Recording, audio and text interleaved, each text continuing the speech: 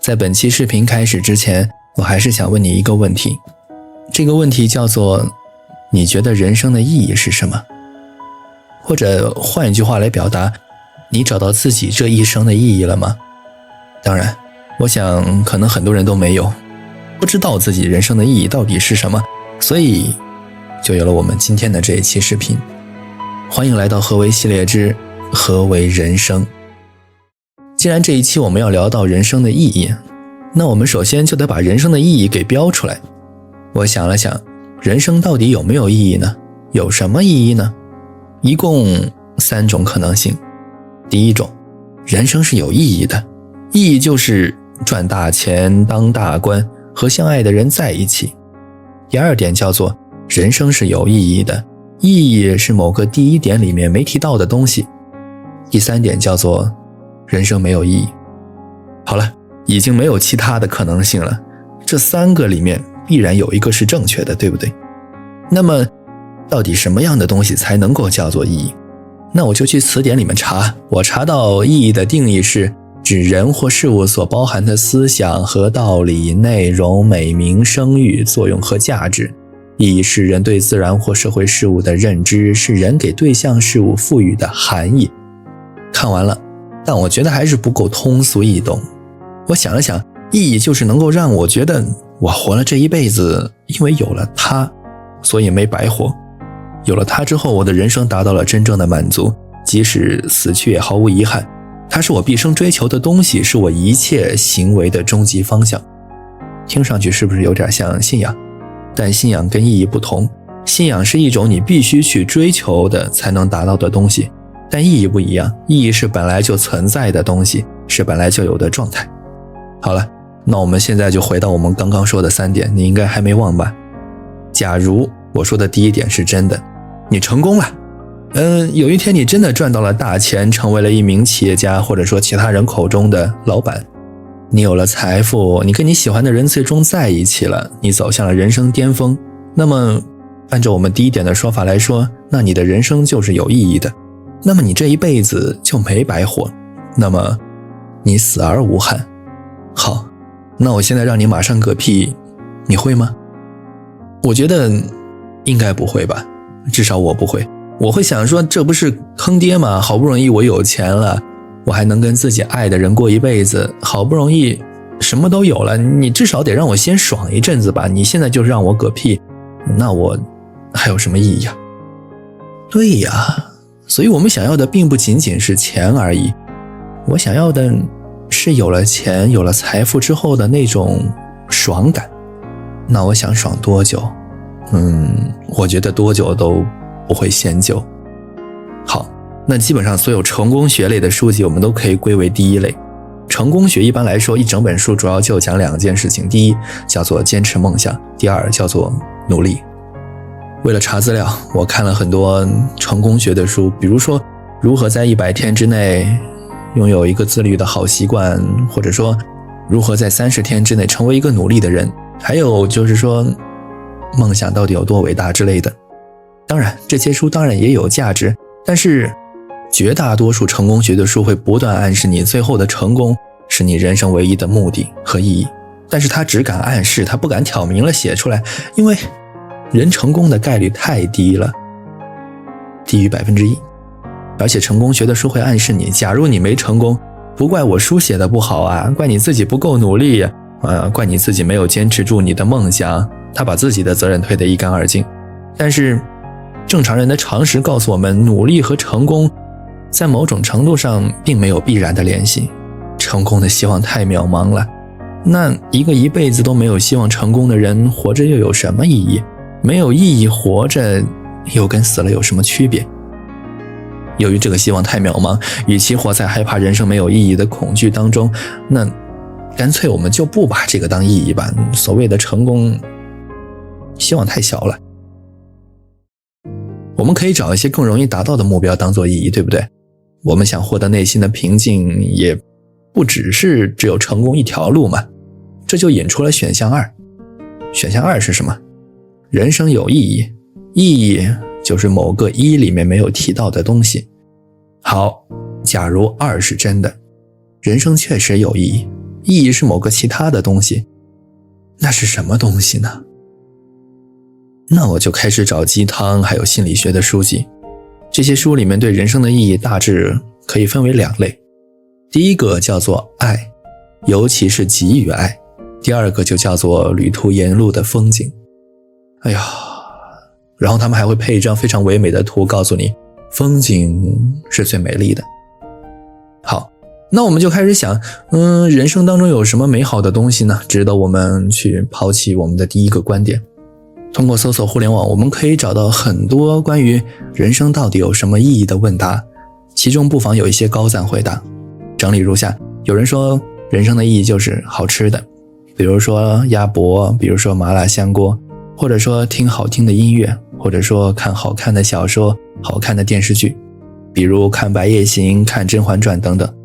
还有人说人生的意义在于明白一些道理，意义在于理性思考，意义在于遇见有趣的事情，保持一个乐观的心态。还有人说人生的意义在于过程，就像我们吃蛋糕和甜甜圈一样，在于吃的这个过程。好，那我们来归纳一下上面的热门回答。第一个回答说人生的意义在于好吃的、好听的、好看的，那都是美好生活体验的一部分，也就是我们人生旅途的一部分。第二个答案叫做思考和心态，那也是人生的一个过程。第三个答案就更加明显了，他用吃的过程来比喻人生的过程，强调要享受这个过程。这是一个很矛盾的事情。我们发现一方面整个社会都在吹捧人呀，他需要有财富，需要有地位，还需要有真心爱自己的人，但是很多鸡汤心理学的书籍都要把读者的视线从金钱、地位这种东西拉回来。为什么要拉回来？拉回到那些很小很小的事情上，因为这些其他的小事情你更容易做到，也不会让你陷入害怕努力一辈子也没有成功而找不到活着的意义的恐惧当中。当然你可能听到这里就开始嘀咕，你脑子里面开始冒问号了啊，就因为选项一太难达到，所以就告诉自己那我就不要选项一了，我从简单的东西里面找意义，这不是自欺欺人吗？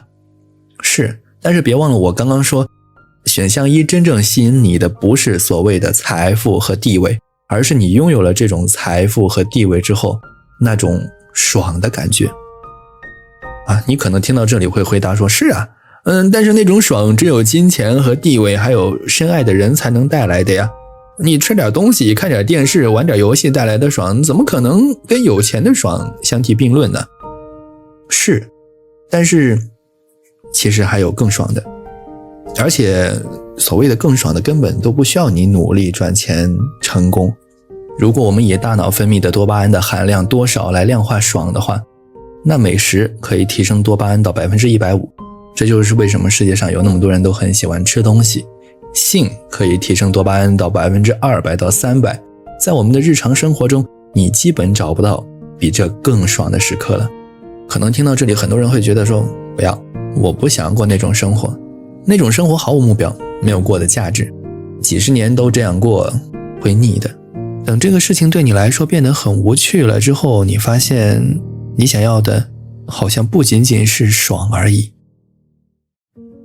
如果我跟你说你要为了你爱的人和爱你的人而活着，你可能会问说为了他为什么呀？我多累呀。那我跟你说你要为了造福社会，为社会做贡献，为人类做贡献而活着。比如说甘地和曼德拉为了和平，比如说那么多慈善家他们花了一辈子做慈善。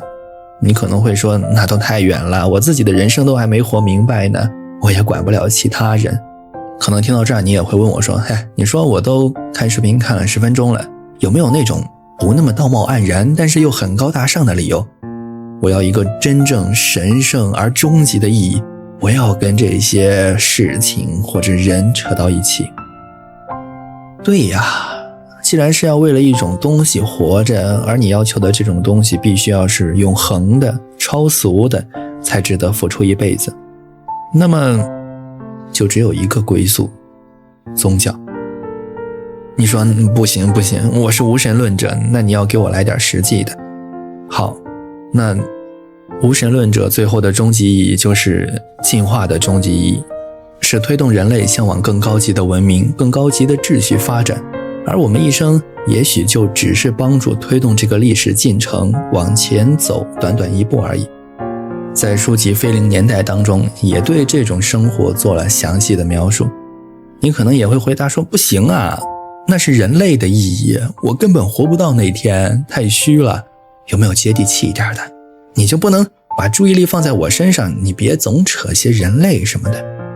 好，那我彻底哑火了，我找不到能够说服你的理由了，我已经没有更好的回答了。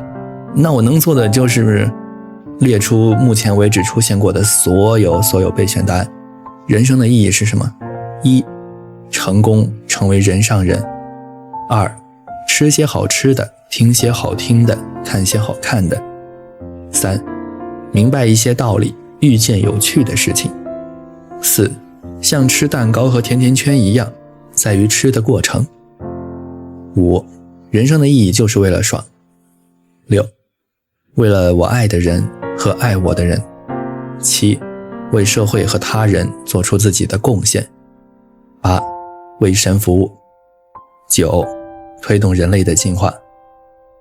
那么一共说了9条，每一条都可以作为活着的意义。但是如果你真的要问为什么，我活着就是为了吃吗？我活着就是为了那点快感吗？我为什么要去累死累活的赚大钱？我为什么要学习新事物？有什么意义？我为什么要为了别人活着？我为什么要奉献自己给全人类？我就不能自己好好活着吗？是，如果你愿意，你可以为其中的任何一条而活着。如果你不想，我说的任何一项也没有足够的说服力让你必须为这个非活不可。那么最终答案是什么呢？如果你已经看到这里，那就只剩最后一个可能性了。人活着的意义是什么？人活着没有任何意义。是，你必须搞清楚这个先后顺序。你是先存在于这个世界上，然后才开始寻找意义的，对不对？你不是因为有意义而活着，你是因为活着才去寻找意义。再跟所有物体，石头、树木、小动物一样，都只是存在。它们的存在对于整个世界来说没有任何意义，你的存在也没有任何意义。但是作为人类，你有思维，你有自我察觉，你有价值判断，所以你觉得自己应该有一个意义。而且你发现周围的人得过且过，自己需要一个真正的意义。你觉得自己很特别，你确实很特别，你是独一无二的。那么你既然是独一无二了，那我怎么还会想一些其他的东西呢？这个时候我们就要拿出马斯洛了。是，你需要钱、地位、爱情来满足你从下往上第2层到第4层的需求。是因为你有这种需求，你会以为这就是你的意义。所以我们看这张金字塔，意义不过是心理需求的一种体现而已。事实上，当我们爬得越来越高，就会发现意义这个东西，它真的是随着需求而变的。也正因如此，正确的顺序是我们得先存在，我们因为活着而有需求，紧接着我们才能够把需求当作意义。你要接受一个事实，而不是逃避这个事实。这个事实就是你是一个活生生的人，存在于这个世界上。只有当你真正接受了这个事实，你才会开始想，既然我活着，那我可以做点什么。听到这儿，可能又有人会问了，说为什么我一定要接受我自己活着这个事实？是因为你不是因为什么意义而出生的，你就这么突然的活着了，这不是你能决定的。你坚持活下去的原因是因为你不想嗝屁，仅此而已。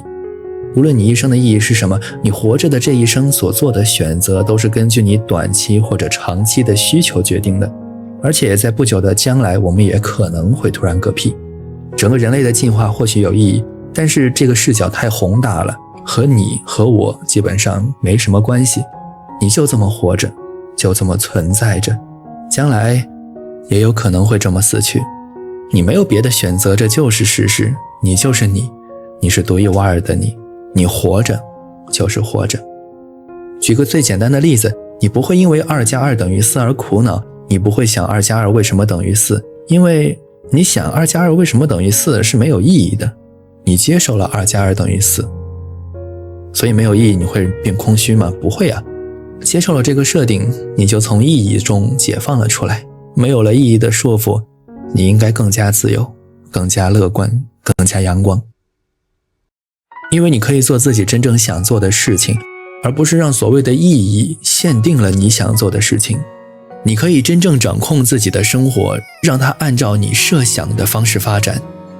我们不是先找到意义然后再活着，我们是先努力生活，然后你自然而然的会给自己赋予一个自己满意的意义。是，认真赚钱，认真去爱，认真学习，认真体验生命的美好，认真见识你从来没有见过的新世界。你想让你的人生哪方面拓展，你就往哪方面加油，这就是热爱生活。然后你就会明白为什么要活着，这就是人生的意义。